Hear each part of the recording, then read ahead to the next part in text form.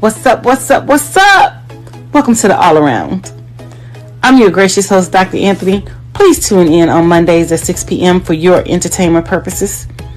We will hit current topics, old topics, and everything else in between. Be there or be square. Deuces, my loves.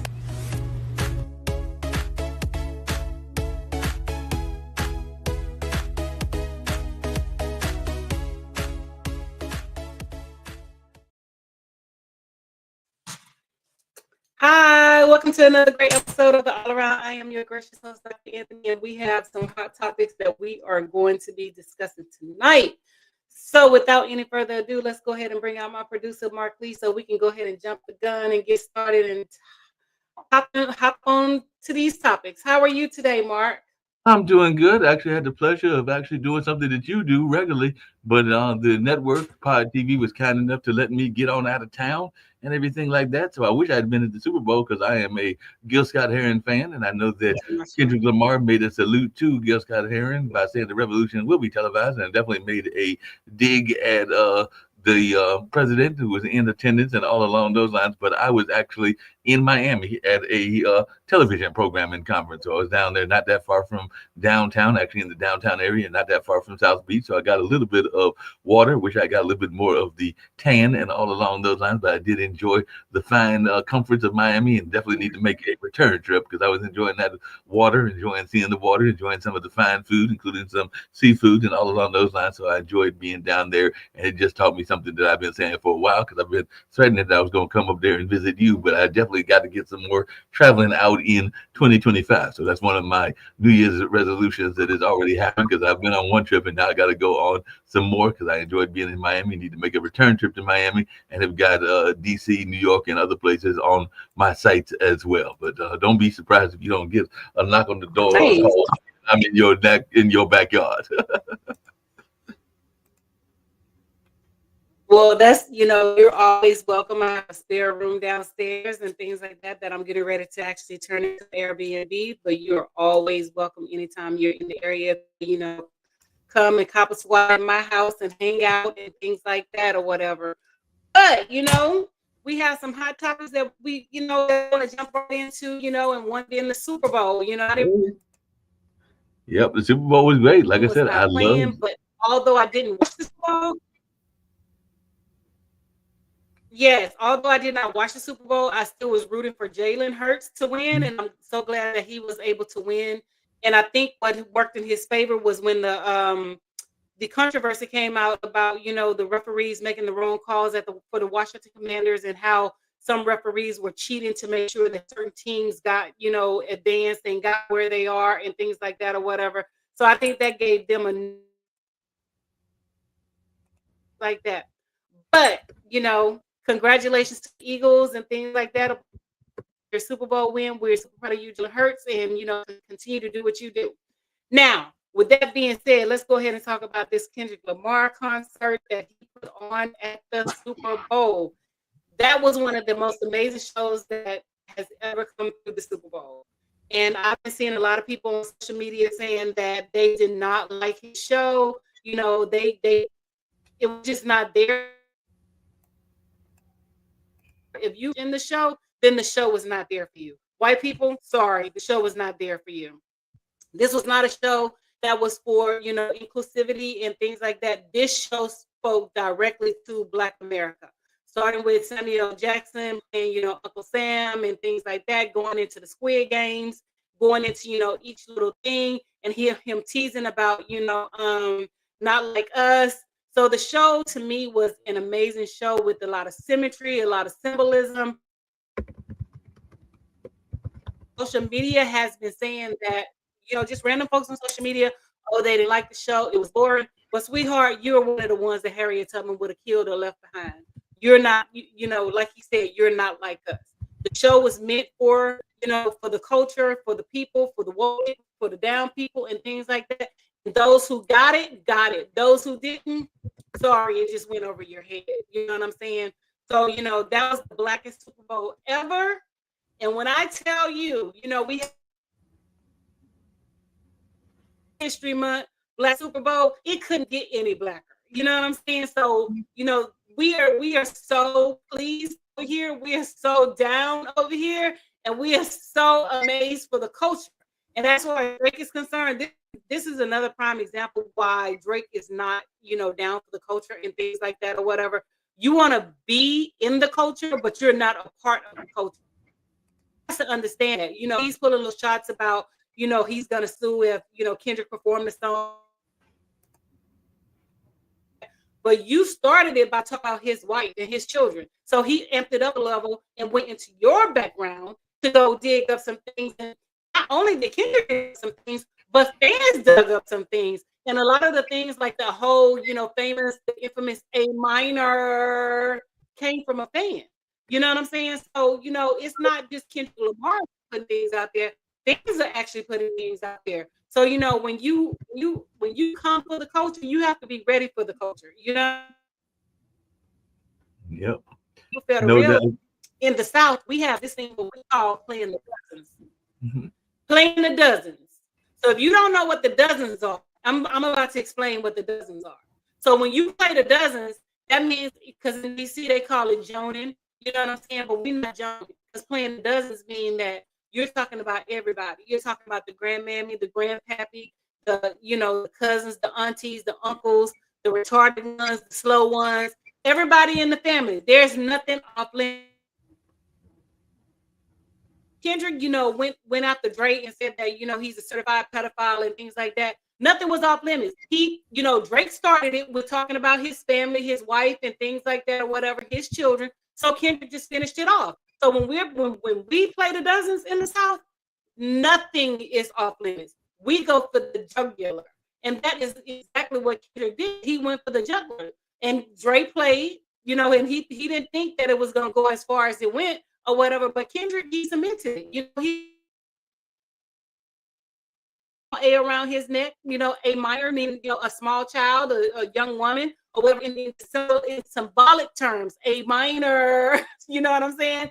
So, you know, the message was loud and clear. And for those who did not get the message and those who did not understand, y'all missed the message. So I'm just sorry, you know, but the message was loud and clear and the symbolism was there. And not only did he, you know, go after Drake, he talked about America and how America wants us to play games and America don't want us to be black and don't want us to be bombed, you know, Philadelphia. America, you know, tore up Black Wall Street. America bombed and killed people in Rosewood. So we have a long history of America going against his black residents and things like that. And so in Kendrick Lamar's performance at the Super Bowl, you know, he highlighted how America wants us to be, you know, what they perceive us to be as Americans. They don't want us to be a part of the culture. They don't want us to be down with, you know, blacks and act black and things like that. No doubt about that. They And like want I us said, to act and stuff like that over. So, you know, it's real interesting. And I was going to say, Mark, it's real interesting to see how many black people are just out there saying, oh, his show was boring. He, you know, nobody wanted to hear a lesson. But, you know, so the only thing that y'all want is somebody shaking their ass and, you know, doing this. Because, you know, my thing is, you know, when you're doing something, you need to have some substance. And he has substance behind his words and what he was saying. And so, you know, y'all need to really listen to get the message to understand. So that you can understand, you know, what you have to do so that you can understand the assignment. Now, the one that went to polls on the November 5th, part of the 92% and part of the 84%, we didn't miss the message. We understood the assignment. We understood what he was saying. We understood the symbolism of Samuel Jackson. We understood the symbolism of Serena Williams, you know, where they have to say that, you know, we have to protect black women and things like that. We understood all that. But it's the people who are saying that it was boring, and those people are the ones who are saying, you know, that they didn't get it. yeah. You know what I'm saying? This was strictly about black people, the culture, and, you know, being down with us and things like that. Mark? Well, a couple of things. One, I agree with you because the Django references were definitely there. and everything. Part of the Mhm. reason that Samuel Jackson was there, and definitely good to see Serena Williams there, and a number of other references, including, like I said earlier, the Gil Scott Heron reference, because that Yeah. was a famous song and a song that I have always been a big fan of. The song that said the revolution will not be televised, and actually they were saying that this time the revolution will be televised, and we will be seeing people uprising and all along those lines. So it was good to see Mhm. that message being put out there. Some people wonder whether it was a street scene or a prison block scene, and of course, seeing the Bloods and the Crips united in that was something about gang unity, and there were some other things that were in the performance. So it was good to see all of this stuff out there and all along those lines. I did want to say just really quickly, because we are airing, I know, on your TikTok, and we're also airing on right now Instagram as well. So I want to give a big shout out to Real Life Works Thrift, which I believe is a thrift store based here in Raleigh, North Carolina, as well as the Real 99 Problems that have joined us on this conversation. And they want to join in and put in some comments. And it's the same said for your TikTok people. So if anybody is watching and wants to chime in with their thoughts, I know that both me and Dr. Anthony would love to hear your thoughts as to what you saw and what you enjoyed about what was going on. But definitely it was a throwback to some of the 60s and 70s era protest type songs. And I definitely think that there are saying that some people said that right after the halftime show that the current person sitting in the White House left because he might have been a little bit upset, because there were definitely some not so subtle digs at him as well, and all along those lines. So it was not somebody that was going to pull some punches. I know some people, even with Not Like Us, wanted Kendrick to kind of do a soft down version, and that wasn't going to happen. That's not Kendrick's atmosphere. That's not Kendrick's attitude. So it was good to see this positive attitude and all along those lines. So if folks are watching, whether they're watching on Roku, or whether they're watching on podtv.tv, or whether they're watching on the social media outlets like Facebook, Make sure y'all Instagram, tune now, into my show on podtv.tv yep, tune in and build up those numbers because and everything you like guys that. are actually watching the live on TikTok, and I'm actually on podtv.tv doing the live version over here. I'm sorry, I Yep. was talking to my TikTok followers and things like that. But no, you're absolutely correct, Mark, in terms of the symbolism and things like that or whatever, because he said that, y'all pick, what the wrong guy, the revolution is about to be televised and things like that or whatever. So I think he was the right person to, do the halftime show. Wrong. I love the Louisiana rappers. I love Louisiana culture. I love everything about Louisiana and things like that or whatever. Because some people were mad that Louisiana rappers were not invited to do the halftime show. And I think at this point, this particular show that Kendrick put on, it was above the Louisiana rappers, and he was at the right place at the right time, sending the right message and things like that or whatever. With everything that's going on inside of the United States, and how the world is watching these white folks turn their backs against us, and Yep. you know blame black people for pretty much any and everything and stuff like that or whatever. So I think Kendrick was the right person at the right moment at the right time. And I'm not taking anything away from either Louisiana artists, because I listen to Louisiana artists. I'm definitely from Louisiana, and I'm a Louisiana girl through and through. You know what I'm saying? And I support Louisiana artists, to the fullest. But I don't think this show was for them at this present point in time, in this moment. This was And all about Kendrick Lamar and his message and what he put out there. there was some Louisiana representation. I mean, And John from the Baptiste. with the 84%. Yeah.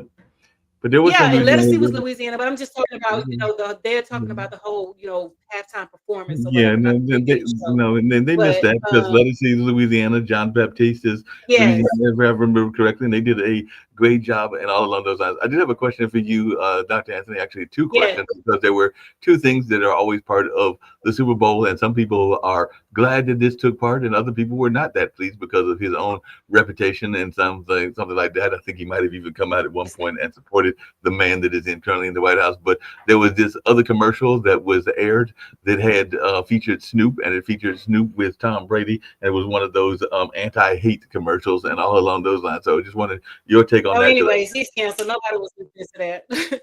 Snoop is like totally canceled. I mean, my thing is one thing to, like be down with the culture and call, mofos step and fetch and, job niggas and this, is that, and the other. And you sitting there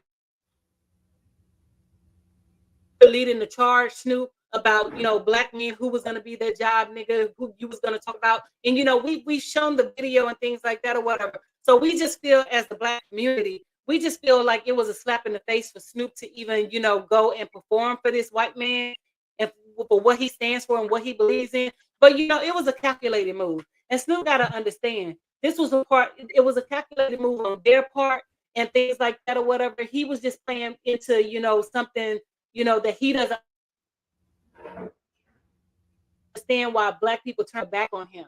So, for him to, in 2017, when Trump first got in office, to talk about, how, he was going to be the first one to talk about the step and fetch and, talking about the job niggas and things like that. That was a slap in the face to, Black America and things like that. That was a slap in the face to Black women.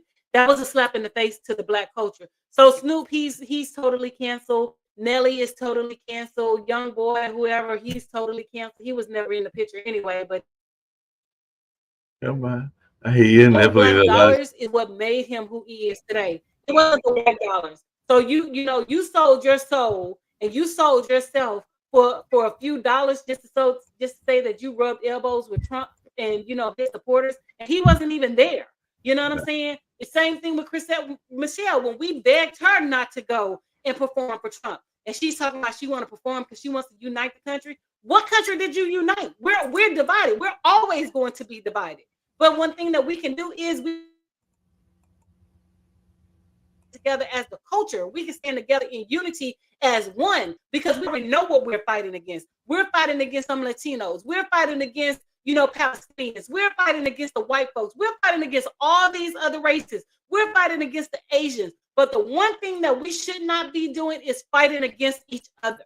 You know what I'm saying? And we have to stand together. And what Snoop did, it was just a slap in the face in terms of what he did to the culture. Because when I tell you, I was beyond disappointed with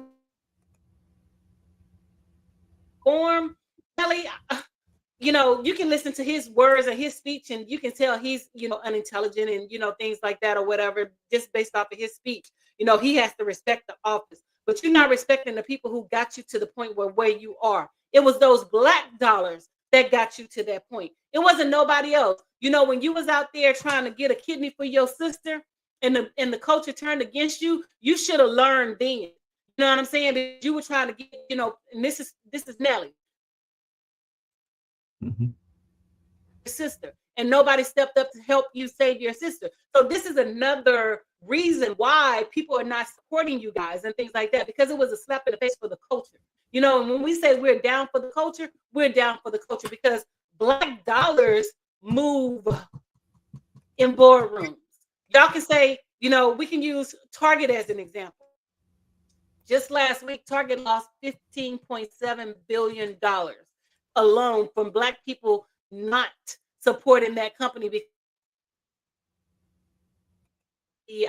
initiatives and things like that or whatever. So people got to understand, you have to stand for something or you're gonna fall for anything. And like my mom and my grandmother always said, all money is not good money. So you sold your soul just to say that you performed at a White House ball and a White House party and things like that.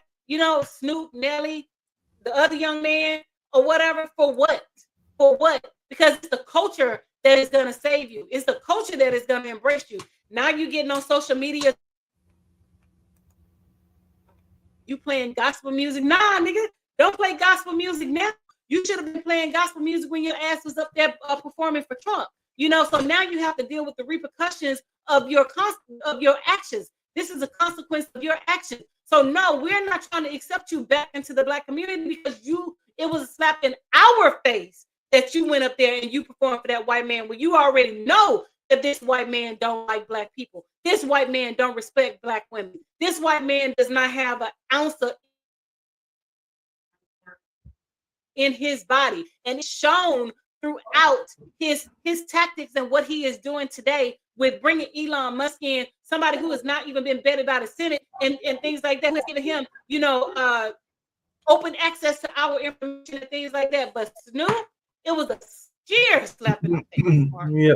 Cheers slapped in my face. Well, just really quickly, and I was going to bring up the other question that came up is that some people loved, and I know it's a concern of yours, just in terms of health and all along those lines. But before I get to that, I did want to say hello to Major K, who has joined us on Instagram, BJ Connections. And by the way, Major K gave you applause for that last remarks that you made, and all along those lines, as well as Arisha A Star, and I believe Arisha is a Clubhouse star, but they're here on Thank you. Instagram and everything. So we just like to give shout outs Thank to people you. as they join and all along those lines and everything.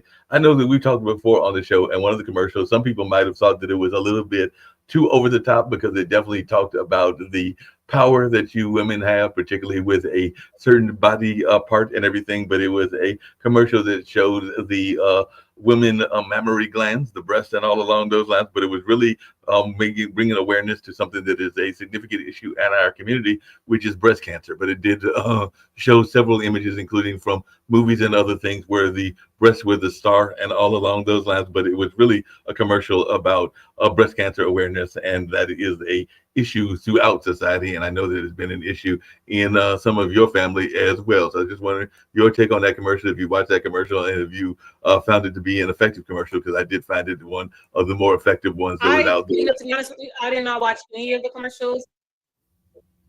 Yeah, to be honest with you, I did not watch any of the commercials during the Super Bowl and things like that. I only watched the Kendrick Lamar performance because Fair enough. that's all I was interested in. Because I was actually supposed to be at Super Bowl, but my friends flaked out and things like that or whatever. So from here on out, I'm just gonna plan and I'm just gonna go and I'm not gonna wait on anybody to give me their word and let me know if they're participating and things like that or whatever. Because I should have been planning to go to since the summer because other people don't have their shit together. Yeah, But good. in terms of women with breast cancer and things like that, yes, we did have a scare in my family or whatever with several cousins and also myself. Even when I went to go get a mammogram, was a mass found, it was benign and things like that. And I ended up having a breast reduction.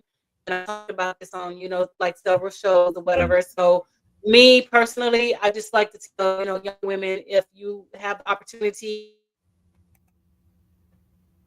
already start getting your mammograms early. They typically say to wait till you get like 30 or 40, but I tell people don't do that because the earlier you find out, the better your chances of survival and um getting the care and the help that you need. Luckily, I did have a mass in my right breast, which was making my right breast grow larger than my left breast. So I had to get a reduction on the right, inadvertently caused me to get the reduction on the left because I would have looked really funny if I had to get both of them done or whatever. But had I not been, persistent about my mammograms and my exams and things like that, I never would have known, what was the reason that my breasts were, growing at the rate that they were growing and things like that or whatever. So I tell people all the time, if you have the means and you have the way to go ahead and get checked out, go to the doctor. That's what we're paying for. That's what we're paying the insurance for. Stop being a sourpuss when it comes to whatever. If I get a cold, I'm going to the doctor, which I pretty much already know what's wrong with me anyway because I know my body. But I'm still going to the doctor because I have paid for this insurance and I'm going to utilize the insurance. So getting those mammograms early is very key. Is a key part of just healthy living, and not only for the women, also for men. Getting your getting checked, getting your prostate checked early. Yep, exactly. Things That is an we have important to learn thing. to start taking care of our bodies because for a long time, yeah, because for a long time, the medical world has not been great to Black people. It has been difficult for us in the medical field, and even now it's still difficult because they don't believe that we hurt the way that other folks hurt. They believe that our bodies are super bodies and things like that. For example, when what was his name, JFK Kennedy was saying that we vaccines as white people because our immune systems are stronger and things like that. That's not true. Our immune systems are, to be honest, I think our immune systems are more sensitive than their immune systems or whatever. But for them to make those notions that we don't suffer the way that they suffer is, just asinine. And that is something that we've had to deal with in the Black community for a long time. Even Black women, we're still dealing with that at a high rate when we're giving other things. They don't listen to us. We get a lot of misdiagnoses. I know I got a misdiagnosis, going to the OBGYN. I had an OBGYN who was white at Howard University, because that's where I go to the OBGYN at. Got the care and the proper care that I need. So, they don't take the time that they need to take with us or whatever. So, I challenge all people to go to the doctor and, get those to make you're supposed to be doing. And if you don't have a Black doctor, find a Black doctor, because Black doctors understand Black issues. Yeah, that makes a lot of sense.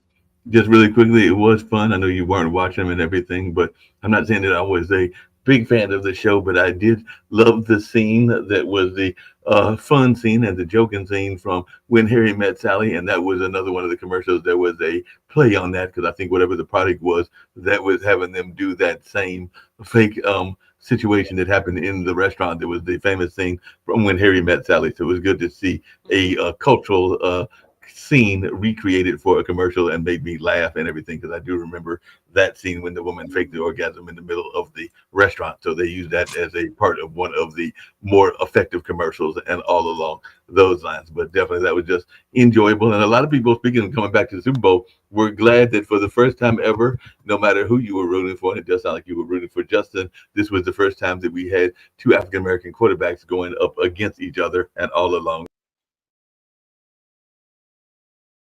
Sorry, Mark, you blank out. I don't consider him African American. I don't consider him Black, because he supports Trump, and it's clear that his wife supports Trump and things like that or whatever. So, again, they're not like us or whatever. So I never was rooting for him in the first place, because it's clear that there was clear indication that the referees have been cheating for him for a long time, and things like that or whatever. So it was never support on my side for him in the first place. Said I'm not an Eagles fan or whatever. I am a Saints fan, but in this instance, I was an Eagles fan. I was rooting for him hands down, because he deserved everything that he received. He deserved the fame, the notoriety. He deserved all of that. He deserved the MVP, because he did what he was supposed to do. He was on top of his game.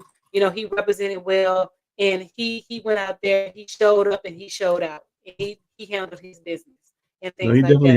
he definitely handled Yeah. his business, and all along those lines. And some people are like you; they don't consider him that, because of the mixed race and everything along those lines. But there were folks that were making this notion that they were the first time ever. I did have a friend of mine that was upset because they wanted Baltimore to be there, because then they said we would have had four African American quarterbacks in the playoffs instead of the way that it went and everything. Because unfortunately, Lamar did not make it, and I don't think Lamar made it and got voted out in terms of the most valuable player, and all along those lines. So there were some people upset about that, but there do know some people, including a friend of mine, that wanted all four of them to be there. And unfortunately, that did not happen for those that wanted it, and all along those lines. And now people are gearing toward college basketball. I know that my alma mater, who's coached by a brother, Shaka Smart, and all along those lines, did not do that well. We're in the middle of a 3-game losing streak. Hopefully, we can kick that losing streak tomorrow evening, because I am tired of the losing streak. But we do have a good team, and we'll probably still get a good ranking in the big dance, and all along those lines. But it was fun to hear that come. So Mark went out for a second. So he was saying that we had two Black quarterbacks. I don't consider the other one Black. Border, and he hadn't made any qualms about it. So yeah, like they say, all folks, all kin folks, and all kin folks and our skin folks, all skin folks and our kin folks, or whatever the old adages and things like that. Or whatever. So I definitely don't consider him, Black. He definitely takes, up on the white side and things like that. Or whatever. Jalen Hurts, congratulations to you on being named MVP, and you going out there handling your business and showing the world what you are actually about and things like that or whatever. Your engagement, your beautiful Black soon to be bride and soon to be wife and things like that or whatever. We support you, and we commend you in your efforts and your stand up, behavior and things like that or whatever. So yes, we are definitely commending to you. So Mark, I don't know if we discussed the Grammys and things like that or whatever.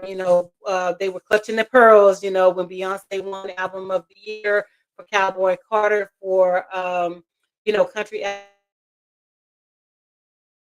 like she doesn't deserve it. No, she absolutely deserves Cowboy Carter to be her Album of the Year and things like that. The sales were through the roof, the download was through the roof. She made history with the downloads.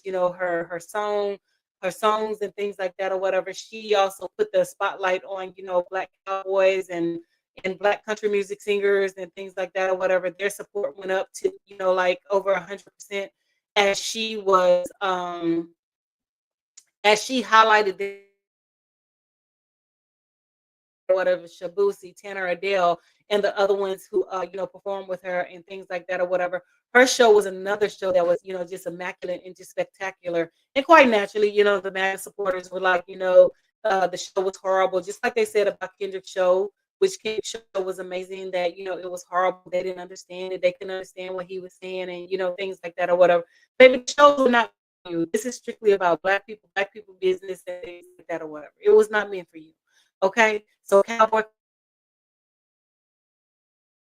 not like us, it was not meant for you. And we said not like us, you're not like us, and things like that or whatever. So we've been making strides all February and things like that, whatever, because it is Black History Month, and we have been Yeah, making speaking of strides. Black We history, cannot get any blacker, Mark, and I am so you happy know, like I about said, that. I was a fan of Gil Scott Heron. Have been a good fan of Gil Scott Heron ever since my parents had their radio station back in the '70s and everything like that. Actually, I had the pleasure of meeting his daughter, Gia, I believe it is, during the Clubhouse era and everything during the pandemic, and might even have to see if we can get her Yes. on this show at some point and all along those lines, because I'm sure she was probably positively influenced by that as well, because I think she's in the West Coast just like Kendrick is, and of course we lost Gil Scott not that long ago, like maybe Always. a couple of years ago and stuff like that. So that was very interesting. Like I said, going down to this conference that I was at in Miami was about media and everything. And I did meet some brothers, including a brother that has a Caribbean wrestling network and all along those lines. But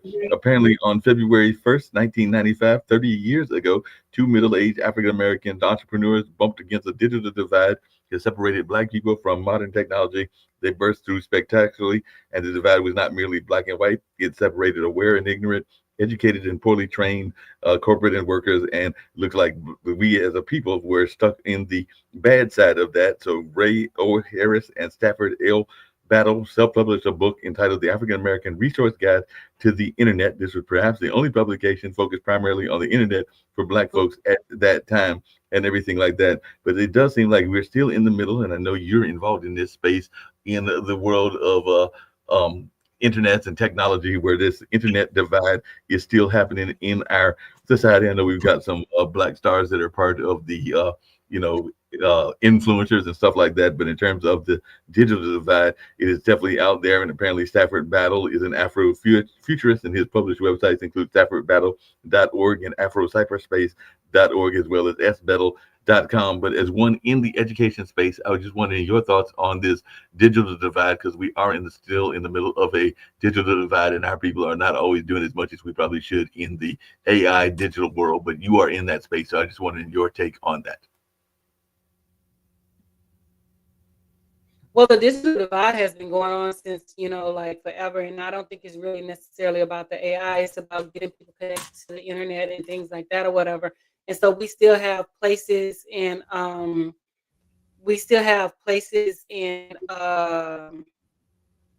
areas that still doesn't, have access to the internet specifically,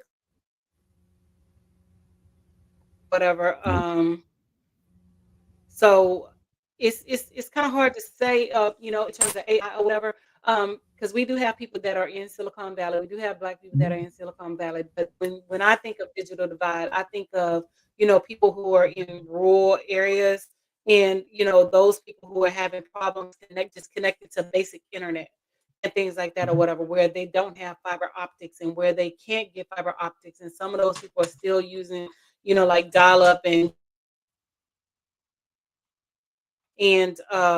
some people are they still just don't even know about just basic things or whatever. So, when I think of the digital divide, I think of in terms of, just having basic access to the internet services and things like that, which can cause and limit, regular people in terms of, like being able to, like get access to the AI, invest in AI, learn about AI and things like that. So we root cause, and what's behind the root cause is just being able to access to, the internet, just in general. And we just, we still have a lot of people just do not have access to the internet. So we have to address those issues before we can address the current ones that you're talking about, in AI space. We have to get people actually out there and, connected to the real world, and connected to, having, fiber optics and high speed internet. We still have places that do not have high speed internet. So that's No, down that's the very road, true. if we're talking about, having children who are exposed to, you know, anything with anything that comes with AI and things like that or whatever, they're not gonna have that exposure because they just don't have the internet. So we have Yeah, to address that first before we can go anywhere else. no, that makes a lot of sense, by the way, because I know you are, as you said earlier, Louisiana through and through, and all along those lines. So I know that you will be glad to know this, that apparently for the first time ever, and we're on Super Bowl, whatever number this is, but it's 50 something. So it's definitely been a number of Super Bowls out there and all along those lines. But for the first time ever, a young sister from your neck of the woods, actually from New Orleans, made history. So Taj Williams, a 26-year-old African woman from New Orleans, is making history. She was the first artist to design both the Super Bowl logo and its theme art. Her beadwork, which honors the Black masking tradition, highlighted the rich cultural traditions of New Orleans on a global stage. And apparently, she's a member of the Golden Eagles tribe, and she created a hand beaded design for Super Bowl 59. It looks like, inspired by the centuries-old Black masking tradition. The cultural practice involves intricate beadwork on suits worn during festivals like Mardi Gras, celebrating community and resilience, themes reflected on her Super Bowl artwork. So the partnership is a dream come true and an opportunity to share the beauty of Black masking culture with the world, she said, according to an article published in Essence and everything. And she's got a personal connection to football, having been only girl and captain of her middle school football team. She said, football has played a tremendous role in my life by teaching me to focus on my dreams without worrying about what society thinks is for girls or boys. It's the same spirit of determination that shapes my work today. And speaking of that, and I don't know your thoughts around this, so let's throw it out here and see what your thoughts are. But apparently, there is a movement. They mentioned it during the Super Bowl game and everything, to have all 50 states have flag football in the high school system. So not just the boys will be playing football, but the girls will be playing college girls football or flag football, and it is an initiative that is being put out there by the NFL. So they want the girls to enjoy some of the fun of football as well. But I guess they don't want the hard hits, so they're going to do the flag football. But it is an initiative to get it in every high school in all 50 states and everything. So what's your take on this notion of you ladies playing football? It's going to be flag football and it being in every school around the country. Well, I mean, whatever they want to do is whatever they want to do. I know I'm not playing flag football. I'm not playing tackle football. I'm not playing touch football. I'm not doing any of that. But you do have some young ladies who are interested in playing football. And my thing is to those young women, more power to you, whatever. But as far as it being a sport in all of the 50 states, if that's what the children desire, then I'm all for it. But if the children are not, desiring that or whatever, then we shouldn't push that agenda. We should actually have conversations with the children and see, hey, is this something that you guys will be interested in, participating in, or whatever, whatever. Instead of just forcing things down the children's neck or whatever. Because I remember once when I and we straight up told them we wasn't wearing no uniforms. We don't care what y'all do. We never wear no uniforms. And they left that notion alone. But after, we graduated and like 10 years down the road, they implemented uniforms in public schools or whatever. So my thing is just ask the kids, is this something that you want to whatever? Is this something that you want to participate in? Because like I said, I'm not doing it. So, hey, if the kids want it, then, I'll support it. But if, they don't, then, we need to listen and we need to take account to things that they participate in. you know Mark.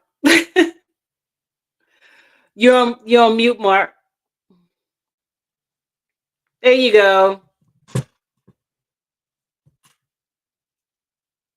I can't hear you.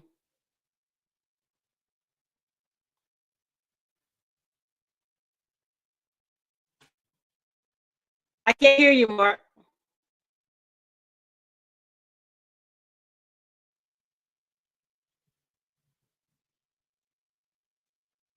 I'm sorry. So Mark is on mute and we can't hear him and things like that or whatever. But like I said, if this is something that the children want, they want flag football in all the schools and make this an opportunity that both young men and young ladies can participate in. Hey, I'm all for it. Whatever make your boat float. But like I said, as far as me and I'm concerned, I'm not into it or whatever. But if excuse me, that they want to do, then they are more than welcome to participate in it and things like that or whatever. This is something that I just feel that we should bring to the children, and let's do a survey. Let's ask the kids instead of just making assumption and making decisions without having their input and things like that or whatever. This is something that I hadn't heard of in the high school situation. Although I teach high school, and I used to be an AD in the middle school. AD is the athletic director. Like I said, let's ask the children. If the children are, okay with it, then I'm good with it as well. Mark, Computer. Can you hear me now? Can you hear me yes, now? I can hear you now. Okay, I get Yes. just something was going on with the computer and everything. I know you're not a big fan of the Kansas City Chiefs, but I do have another question based on one of the other things that you talk about, which is this whole notion of interracial relationships and everything. Because apparently Saquon Barkley's fiance Annie Congdon got under fire before the game because I made a comment on her. you did. Okay, I did not hear that and everything. But what is our thoughts around that? And maybe you want to get some further clarification because apparently she got into a bunch of Well, noise. my thing is with them and them white women, they love black men, and they want that black, whatever. But their racism always has a way of peeking out and stuff like that. And she had, made derogatory terms and derogatory marks before she became his, fiance and things like that. Yeah, yeah. Whatever you Apparently she. like, do whatever makes your boat float. That's whatever make your boat float, because that's what you like. That's what y'all want and things like that. Then when they marry them and get taken to bank and they lose half their money, then they want to come back to the black community and things like that and want black women to say, "Well, no, keep your ass over there." You know what I'm saying? Go ahead, stay your ass on that side. That's what you do. Well, apparently she was involved in some of the cultural things in our community because apparently as part of the controversy was that she was involved in an online conversation, including one where she participated in a hashtag game, writing "replace a Disney movie with Nah, the cheetah Nah." And in another incident, she quoted Kanye West 2005 hit "Gold Digger," responding to a post with "She ain't messing with no broke that N word." And she later repeated a similar line from the song, further fueling criticism. In yet another post, she wrote, "I thoroughly enjoyed calling my mom that N word," and everything like that. So apparently she's trying to co-op and do cultural appropriation. Because one of the things that went on this weekend is a friend of mine had gone up to Memphis, and they had gone up to Mhm. a blues competition, and they were actually frustrated because in this blues competition there were white folks that were imitating black voices in order to sing in the blues idiom and be part of the blues competition, and they didn't know how to mic African drums, even though African drums, like with Taj Mahal and others, is part of the blues and the blues culture. But even the gentleman that was doing the blues production and was doing the contest did not know how to mic those particular kinds of mics. He just knew how to mic the standard drums and snare drums. So I just wanted your thoughts maybe around cultural appropriation, because we're still seeing it being very active in society. We even saw sometimes that president tried to borrow some of the things from our Well, the thing society. about cultural appropriation, Mark, Mhm. they Yes. don't borrow anything, they steal and they take. You know what I'm saying? Just like, for example, country music. Country Mhm. music was started by black artists and things like that, but they have stolen it and whitewashed it throughout the years, that they think that they have white people thinking that this was something that they started, which is clearly not. We've always had black cowboys. We've always had black country music and things like that or whatever. So they always appropriate the culture. They always still steal ideas. They always steal our dance.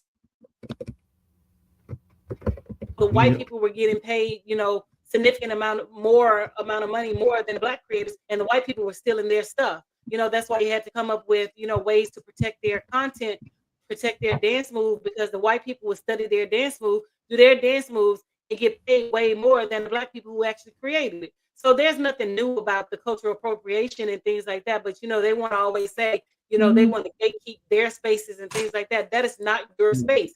We started it. Y'all No, stole it. Y'all whitewash. but Whatever. Dr. So Anthony, it's just real interesting. Yes.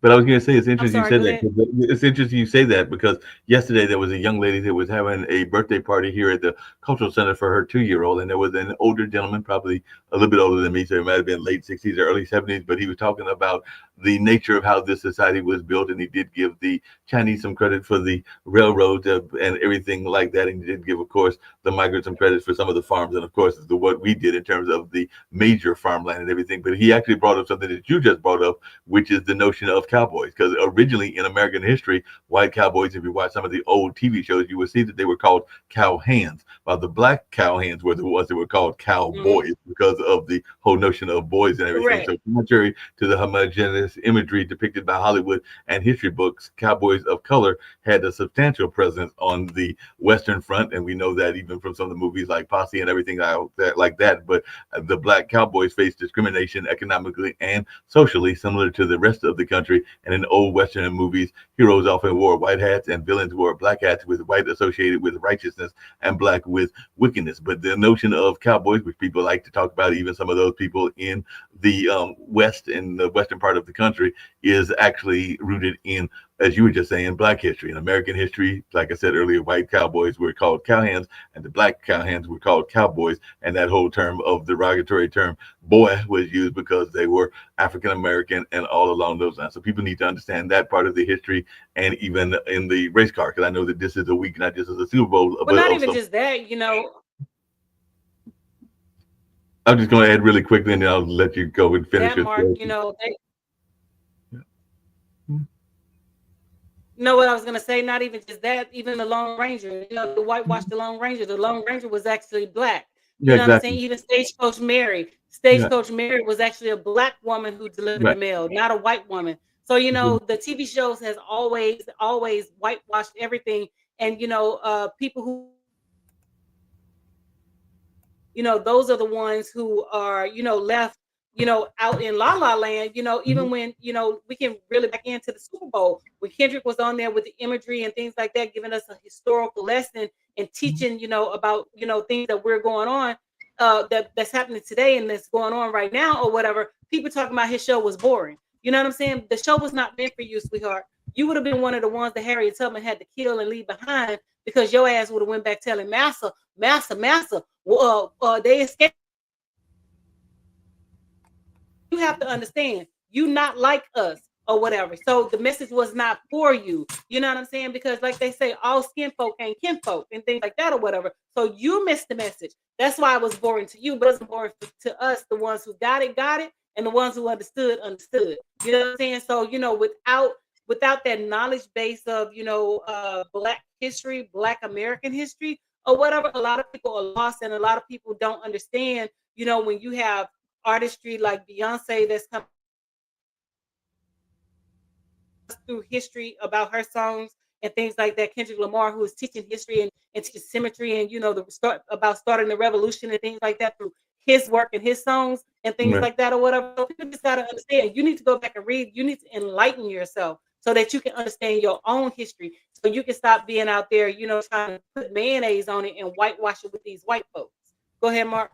No, I was just gonna say, because the other thing that's getting ready to happen is not always in our society and everything like that, but in celebration. Because in the other thing that's going on in society this week, in the month of February, in addition to Black History Month, is NASCAR, and there are several major races that are getting to take place. And in celebration of Black excellence during Black History Month, NASCAR has unveiled a 3-part docuseries called The Brotherhood of NASCAR, highlighting the stories of 5 African American pit crew members from Chip Ganassi Racing, and it focuses on their relationship on and off the racetrack. The first of 3 episodes was released on NASCAR's YouTube channel and highlights their preparation leading into the 2021 Daytona 500. But it is looks like a majority or a 5-member pit crew members: Mike Madcliffe, Jeremy Kimbrough, Kenyatta, Cap Houston, Jonathan Tig Willard, and Marshall McFadden, each on taking on various roles for this particular racing group and everything. But as they said, the work will never be over as NASCAR continues to make strides with diversity, fighting social injustice, and ensuring an inclusive culture for all. The Brotherhood series provides a behind-the-scenes series look into the lives of those who have paved the way and everything like that. So it definitely looks like it is a thing that has in the past been a majority white institution, even though a lot of the brothers that were doing liquor running were part of the early days, like Wendell Scott, I believe was his name, and some other folks like that. But it is still a part of society that has got much work to do, but we are seeing some inroads, and hopefully they'll see some more continuing inroads to that particular line of field. Because even in the series, they talk that there are the tire changers for change, and that there is some need to see some greater representation, just like there's a need to see greater representation in the horse race field as well. So definitely says, even one of the brothers says he knows the struggle for African American men and women are real. He has experienced them. People can look at me and be like, that wouldn't happen to you because you're this type of person. You carry yourself this way. You made a life use, and said, I have to tell them, you don't know what I've been through. You don't know what I've done in my life to get where I am right now. So he is in his 16th NASCAR season, serving as a tire changer on one of the top racing cars and everything like that. So just wanted your take on some of these folks that are sometimes even coming from the world of football, because it looks like one of them came from Appalachian State and another came from Clemson, but they are trying to make a difference in a sport that in the past has been very whitey white. Well, that's one of that I was about to say that's one of those sports that has continued to be washed and white, owned and things like that or whatever. And they have consistently tried to keep us out, even with Bubba Wallace and things like that or whatever, the NASCAR driver and stuff like that. But like I said, they're always trying to keep us out of venues and areas that they feel that we don't deserve to be in. Just like with Dawn Staley, she doesn't deserve it. What she doesn't deserve. This woman built her program from the ground up all the way. And I know we're talking about the NASCAR, but I'm just using it as as an example. They feel like we don't deserve to be where we are. You know what I'm saying? So what do they not deserve about it? They have to start from the ground up. They have to make $1 out of 50 cents. They have to pull blood from a turnip and things like that or whatever. So what is it that we don't deserve that you feel like y'all can gatekeep and y'all can just keep everything over there and things like that or whatever? So we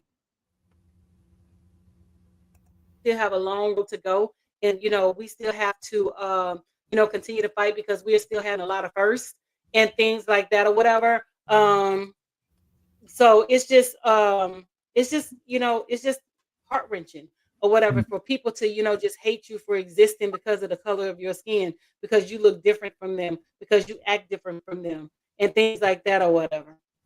No, that is very heart wrenching and everything like that. And then you got people that are still trying to not make America great again, but make America white again and everything. Because one of the things that our current president did, and he just announced this recently, is he wants to give, because he says that they are being discriminated against, kind of like favorite nation status to the immigrants that are coming over from South Africa. So I think he announced that last week, that he is interested in having these people from South Africa come over because his good buddy Elon is from South Africa, and he's heard through the grapevine that South Africans, particularly white South Africans, are being discriminated against. And ironically, some of them were like, nah, that's okay, thanks, but no thanks, because I don't think that they necessarily want to come here, despite him wanting them to come here. And they were basically like, thanks, but we'll pass. They did not want to join the madness and all along those lines. But I didn't know if you had any thoughts around that as well, because I did see that in a recent article where they were basically like, "No, that's all right. We're good. We don't have to come over just because you want us to come over."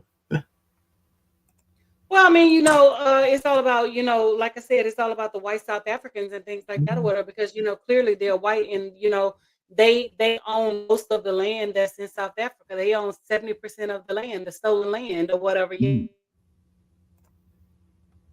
For him to, make it easy for them to come over because they're white people, it's no surprise there. You know what I'm saying? So, his actions has always spoken for him and things like that. His racism is clear. That's why I don't understand what black person in their black ass mind would ever support a person like this, any minority, to be honest with you. Because it's really funny, Mark.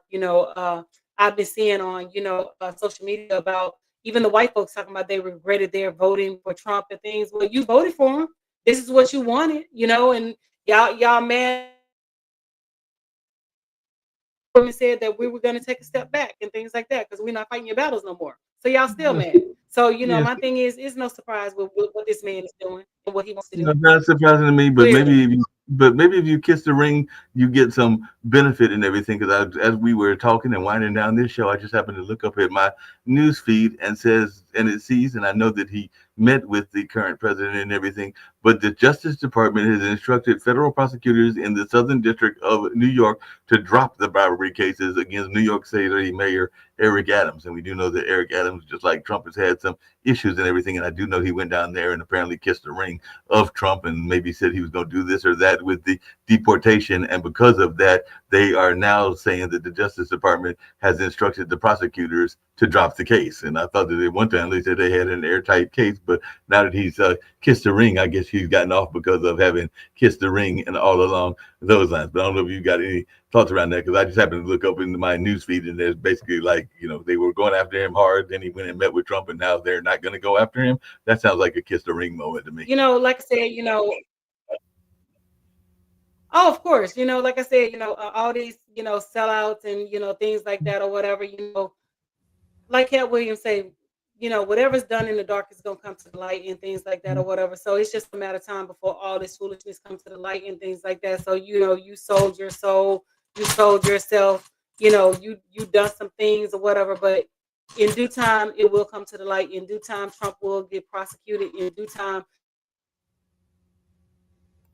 do is deal with this for another couple of years and things like that or whatever, because in 2 years we have to vote for Congress and Senate again and things like that or whatever. So that's our time get Democrats in the office and put an end to all this foolishness and things like that and hold these white folks accountable for this foolishness. Yeah, we can't just hold the white folks. We also got to hold some of our people to foolish. Well, I'm not saying I'm not negating that, but our people are not leading the Congress. Our people are not leading the Senate. I'm talking about the movers and the shakers that are law. No, I got what you were saying. I'm talking about these lowball people who are, just out there running their mouths and things like that. Well, I want to hear your thoughts about we're going to hold them accountable as well. But I'm talking about the movers and the shakers, the actual power makers. No, I knew what you meant. I knew what you meant. Put laws into place and things like that or whatever. No, but as we get ready to get out of here and everything, I didn't know if you had any last minute thoughts to the other one that I saw that just literally came across my desk, and it was from a few hours ago and everything. But apparently thanking Elon Musk for allowing him to vent Kanye West quit X after a quote unquote anti-Semitic rant and everything. So apparently he honestly, was. I don't care what Kanye does. Honestly, I don't care what Kanye does because he was all up Trump ass in the last election and things like that or whatever. So he's another one that's just, like way out there for me and things like that. I don't listen to his music. I don't respect anything that he says and anything that he does. Whatever goes on with him is whatever goes on with him. And that's just the bottom line. But, the clock on the wall says that's all, Mark. So, we definitely have to get out of here. And we on TikTok and Instagram on the next taping of the show. So if you guys want to join in, you have questions, comments, please make sure you respond, but also make sure you click like and share. And with that being said, we're gonna take it on up out of here, Mark. We're going to get on out of here. What I was going to tell Dr. Anthony is that when I went to Miami, I actually had the pleasure of meeting the leaders of Amazon and the leaders of Roku. So hopefully, because I just got an email from one of them, we'll be seeing them help us get some of these top rankings. But I did meet some of the actual leaders, the head of content, which actually creates a lot of the material for Roku, was one of the guys that I met. And then I did meet the lady that's in charge of Amazon. So hopefully I can help them get this show as well as some of our other shows up in the charts, not just in the Pod TV charts, but in the charts of Roku as well. So it was definitely a pleasure meeting them. And I had an email from one of them earlier today where he wrote me back after I wrote him saying how much I enjoyed it and how much we give them a shout out, meaning that we are proud to be part of the Roku network and would love them to help us get even higher and all along those lines. So it was a pleasure meeting David Allenberg as well as Kelly. I think her last name was Day, and everything that was the leader of Amazon as well as some of the leaders nice. YouTube, something like that. So on that note, I look forward to working with them, and I look forward bringing our show to Roku and Amazon and, getting it out there. I mean, because we're already, worldwide and things like that, but bringing it closer to home and, on these local platforms. So I'm excited about that and looking forward to moving forward. And with that being said, Mark, take us on out. We get on out of here.